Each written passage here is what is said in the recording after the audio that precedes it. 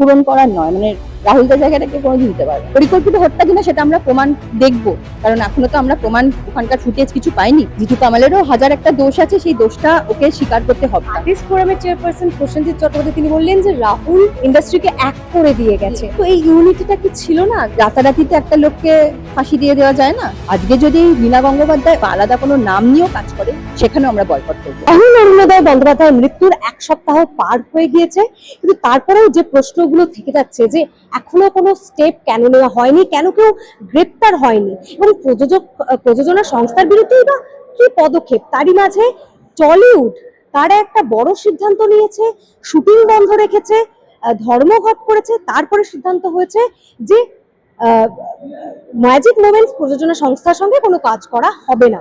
কিন্তু এটাই কি যথেষ্ট? এতে কি রাহুল অরুণোদয় বন্দ্যোপাধ্যায় ন্যায় বিচার পাবেন? কথা বলবো, আমাদের সঙ্গে রয়েছেন অভিনেত্রী মৌসুমী ভট্টাচার্য। এটাই কি যথেষ্ট পদক্ষেপ? দেখো, আমাদের লিগালি এগোতে হলে অনেক প্রসিডিওর থাকে, আমরা সেটা ফলো করব। কারণ রাতারাতিতে একটা লোককে ফাঁসি দিয়ে দেওয়া যায় না, রাতারাতি একটা লোককে জেলে ঢোকানো যায় না, অনেক প্রোটোকল থাকে। কারণ যেহেতু ঘটনাটা কলকাতায় হয়নি বা টালিগঞ্জ পাড়ায় হয়নি, হয়েছে তালসারিতে, যেটা উড়িষ্যা সরকারের আন্ডারে পড়ে, তো সেই জায়গা থেকে অনেক রুলস রেগুলেশনস আছে। কিন্তু আমরা এফআইআর করতে পেরেছি, আমরা ওখানকার গভর্নমেন্টের সঙ্গে এখানকার পুলিশদের কথাবার্তা চলছে, লিগালি লয়ার দিয়ে যা যা প্রোটোকল মেনে লিগালি যাতে তাদের একটা পানিশমেন্ট করা যায়, সেটাতে কিন্তু আমরা এগোচ্ছি, সেই কাজ আমরা শুরু করে দিয়েছি। কিন্তু আমাদের আর্টিস্ট ফোরাম বা বুম্বাদার যেটা যে আমরা লীনা গাঙ্গুলি, শৈবাল ব্যানার্জি যে হাউস ম্যাজিক মুভমেন্টসের সাথে আর কাজ করব না, এই ডিসিশনটা নিতেও আমাদের 7-8 দিন টাইম লেগেছে, আমরা মানছি, কারণ সেটারও অনেক প্রোটোকল থাকে। ঠিক আছে, প্রোটোকল মানে ধরো একটা হাউসে তো শুধুমাত্র আর্টিস্টরা কাজ করে না, সেখানে টেকনিশিয়ানরা কাজ করে। 175 থেকে 180 জন মানুষ বেকার হয়ে যাবে রাতারাতি, তাদের প্রশ্ন থাকতেই পারে যে আমাদের সংসার চলবে কি করে। আর্টিস্টরা, টেকনিশিয়ানরা অনেক রকম প্রোটোকল মেনে কাজ করে, বা হাউজের অনেক রকম প্রোটোকল থাকে। আমরা যদি দুম করে আজকে একটা এরকম ডিসিশন কিছু নিতাম, সেক্ষেত্রে আমাদের হয়তো লিগালি মুভমেন্ট করতে অনেক প্রবলেম হতো। কারণ এখানে যেহেতু ওই যে বারবার বলছি, এটা আমাদের শহরের মধ্যে হয়নি বা আমাদের ফ্লোরে হয়নি দুর্ঘটনাটা, রাহুলকে আমরা অনেক দূরে হারিয়েছি। ঠিক আছে, তো সেই সব দিক কিছু মেনে ভাবনা চিন্তা করে আমরা অধৈর্য করছিলাম যে কেন আমরা ব্যান্ড করতে পারি না, কিন্তু সত্যি তাই। আজকে যখন এই ডিক্লারেশনটা হলো যে আমরা কোনো আর্টিস্টরা কাজ করবো না, ওই হাউসের সাথে কোনো টেকনিশিয়ানরা কাজ করবে না, এটা কিন্তু লাইফ টাইম। আজকে যদি লীনা গঙ্গোপাধ্যায় অন্য কোনো হাউসে মানে সঙ্গে জয়েন্ট হয়ে বা আলাদা কোনো নাম নিয়েও কাজ করে, সেখানেও আমরা বয়কট করব।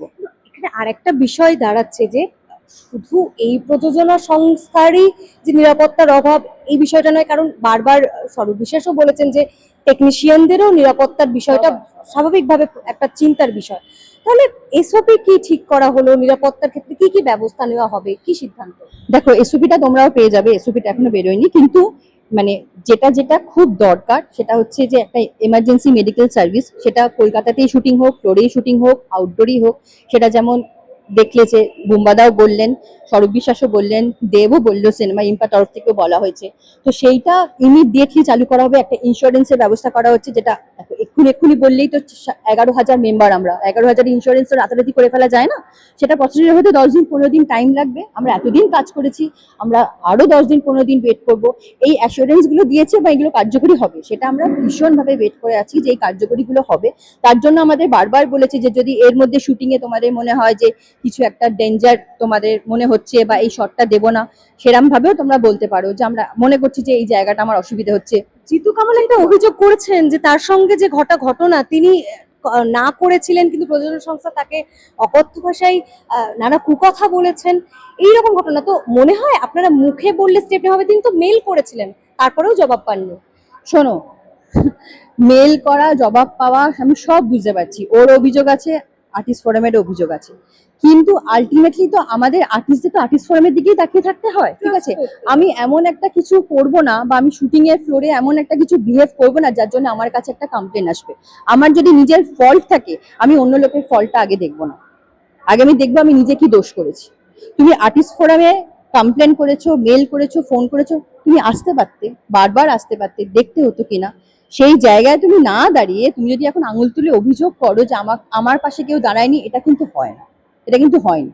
জিতু কামালেরও হাজার একটা দোষ আছে, সেই দোষটা ওকে স্বীকার করতে হবে। আজকে ও যে কাণ্ডটা করেছে, এখানে নিজের ছবিতে মালা দিয়ে, রাহুলের ছবিতে মালা দিয়ে বসে আছে একটা আর্টিস্টের, সেটা কি মানায়?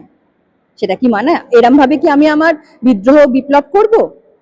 একদম না, না একদমই সাপোর্ট করে। জিতু যেটা করেছে ভীষণ অন্যায় করেছে, ভীষণ ভুল করেছে, তারপরে ওকে ক্ষমা চাইতে হচ্ছে, তারপরে ও ক্ষমা চাইছে। আজকে তুমি এমন একটা কাজ করলে যেটা আমি তাহলে তোকে ক্ষমাই করতাম না। বুম্বাদার অনেক বড় মন, আর্টিস্ট ফোরামের অনেক বড় মন, তাই ওকে ক্ষমা করতে পেরেছে, আমি তো ক্ষমাই করতাম না। আজকে আমি প্রতিবাদ জানাচ্ছি রাহুলের ছবিতে মালা দিয়ে, তার পাশে আমার ছবিতে মালা দিয়ে, যে আমার কথা আর্টিস্ট ফোরাম শোনেনি। হতেই পারে, প্রোডাকশন হাউসের সঙ্গে আমাদের অনেক রকম গন্ডগোল হয়, অনেক কিছু হয়, আমরা সেখানে ওয়েট করি, আর্টিস্ট ফোরামকে জানাই। আর্টিস্ট ফোরাম কিন্তু গা ছাড়া ব্যাপার নয়, যে গা ছাড়া ব্যাপার যে আমি দেখবই না, না তোমার কথা শুনবোই না, এটা কিন্তু হতে পারে না। ফেডারেশনও আছে, ফেডারেশনও কিন্তু ওরকম নয় গা ছাড়া ব্যাপার যে না আমরা করবো না, সময় দিতে হবে। এখানে কি বলতো, এখানে না এতগুলো, যেহেতু আমরা প্রত্যেকে আর্টিস্ট ফোরাম একটা অ্যাক্টে কাজ করে, ফেডারেশন একটা অ্যাক্টে কাজ করে, সবাই ভীষণভাবে আমরা লিগাল প্রোটোকল গুলো মেনটেন করি, বিমজিগাল কিছু নয়, এটা তো মারামারি রাজনীতি ঝগড়া করার জায়গা নয়। আজকে একটা মানুষ যে চলে গেল, ঠিক আছে, তার জন্য আমরা লড়ে যাব, তার জন্য আমি এটা কিছুতে আমি এক্সপেক্ট করতে পারি না রাতারাতি দোষীদের শাস্তি হয়ে যাবে, রাতারাতি একটা কিছু মিরাকেল হয়ে যাবে যে সবাইকে কোমরে দড়ি পরিয়ে নিয়ে থানায় ঢোকানো হবে। অভয়া বিচার পাননি, রাহুল বিচার পাবে আশা করেন? রাহুল বিচার পাবে, রাহুলকে আমরা বিচার দেবো। অভয়া দেখো, অভয়া একটা রাজনৈতিক হত্যা, আমি মনে করি এটা রাজনৈতিক হত্যা, ঠিক আছে, সেই জায়গায় রাহুল কিন্তু রাজনৈতিক হত্যা না। আমাদের স্টুডিওর মধ্যে আমাদের একটা ফ্যামিলির ছেলে, আমার ফ্যামিলির ছেলে, আমার ফ্যামিলির দাদা বন্ধু ভাই যাই বলবে, আমাদের লিডার, আমাদের গাইড, আমাদের শিক্ষক, সে চলে গেছে।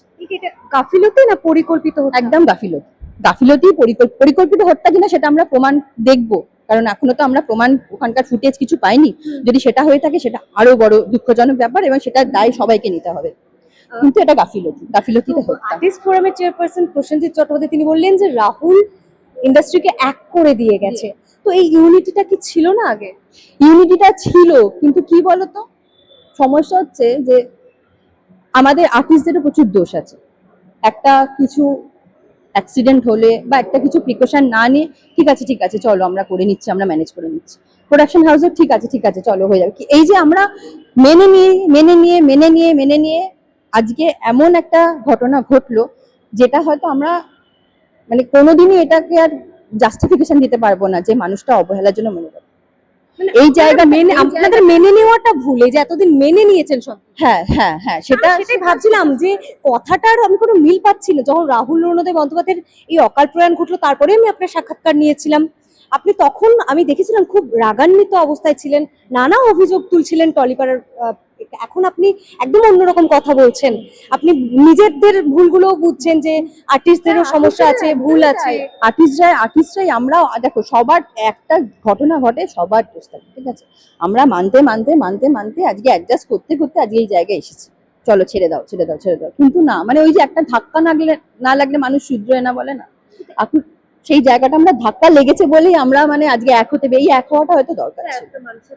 হ্যাঁ, একটা মানুষের প্রাণ, শুধু মানুষ এত প্রতিভাবান গুণবান একজন আমরা শিল্পী। তো রাহুলকে মানে মানে মানে আমি তো বলতেই পারি না যে রাহুল দার নেই, মানে আমার মুখ থেকে বেরোই না, মানে আমি ওই যে ওখানে দেখেছো ছবিটা একটা মালা দিয়েছে, আমি তাকাতেই পাচ্ছি না ছবিটার দিকে, কারণ আমরা প্রত্যেকটা মানুষ ওর কাছে ঋণী, কিন্তু তাও আমি বলবো যে রাহুল দা মানে সারা জীবন আমরা বাঁচিয়ে রাখবো। আপনাদের রাজনৈতিক ভাবেও আদর্শ এক ছিল, আপনারা বিভিন্ন নিশ্চয়ই মিটিং মিছিলেও অভিজ্ঞতা অনেক আছে, এমন কোন অভিজ্ঞতা যেটা কোনো ভুল এবং যেটা খুবই এখন বারবার করে ভাবাচ্ছে, মনে করাচ্ছে?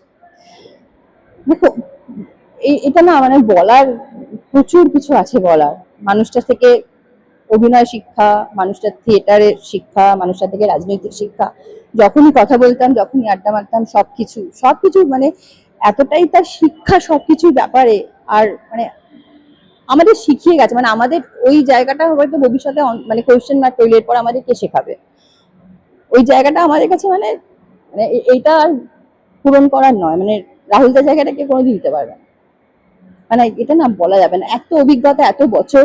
আমি আর রাহুলদা 12-14 দিন সিনেমা শুটিং করেছিলাম, হরদার সিনেমা, কাটাকাটা সিনেমাটা এখনো রিলিজ হয়নি, আমরা গোপালপুরম সি পুরীতে শুটিং করেছি, ওরাম ঢেউ ওরাম জল, আমি কিন্তু মানুষটাকে দেখিনি কোনোদিন ডিরেক্টরের কথা না শুনে জলে চলে যাচ্ছে বা প্রিকশন ছাড়া জলে চলে যাচ্ছে আমি কিন্তু দেখিনি। তার 13 দিন আমরা শুটিং করেছি ওই ঢেউয়ে, ওই কারেন্টের জলে।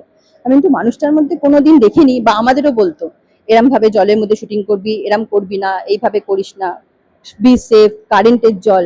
সেই জায়গায় এরম ভাবে ছেলেটা ওইটুকু জলে ওরম ভাবে তলিয়ে যাবে, শুধু গাফিলতি প্রোডাকশনে। এত গুণী একজন মানুষ, কিন্তু তিনি কি তার যোগ্য সম্মান পেলেন? কারণ আমরা লীনা গঙ্গোপাধ্যায়ের ছেলের যে ফেসবুক পোস্ট দেখলাম, তিনি বললেন যে অনেক কম টাকায় তিনি কাজ করতে রাজি হয়েছিলেন। তিনি কি যথেষ্ট কাজ পেয়েছিলেন?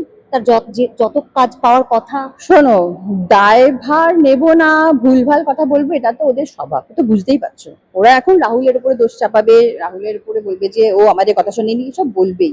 ধরা পড়ে গেলে মানুষ এইভাবেই শাক দিয়ে মাছ ঢাকে, কিন্তু আর শাক দিয়ে মাছ ঢাকতে পারবে না, মা ছেলে কেউই পারবে না, কেউই পারবে না। সম্মান কি পেলেন? আমরা দেবো, আমরা সম্মান, আমরা তো সারা জীবন তাকে সম্মানীয় জায়গায় রেখেছিলাম, তার যে সম্মানটা পাওয়ার আমরা সারা জীবন দিয়ে যাবো। আমরা একদম, দেখো একটা মানুষ চলে গেলে তো তখন আমাদেরও সেই জায়গাটা কিছু করার নেই। একটা প্রাণ চলে গেলে আমি পারবো না ফিরিয়ে আনতে তাকে। আমি যতই যাই শাস্তি দিই না কেন, যত বড়ই শাস্তি দিই, আমি তো মানুষটাকে ফিরে পাবো না। কিন্তু হ্যাঁ, যে শাস্তিটা ওটা ডিজার্ভ করে ওরা সেটা পাবে। আর ওর যে সম্মান, সারা জীবন আমরা সেই সম্মানটা দিই, মানে আমাদের পরবর্তী জেনারেশন, পরবর্তী আর্টিস্ট জেনারেশন, যুগ যুগ ধরে যে আর্টিস্টরা থাকবে, প্রত্যেককে রাহুল দা যেমন উত্তম কুমারকে সবাই চিনে যেমন আসে, প্রত্যেকে রাহুল দাকে জেনে এখানে কাজ করতে আসবে। এটাই আমাদের চেষ্টা, এটাই চেষ্টা থাকবে।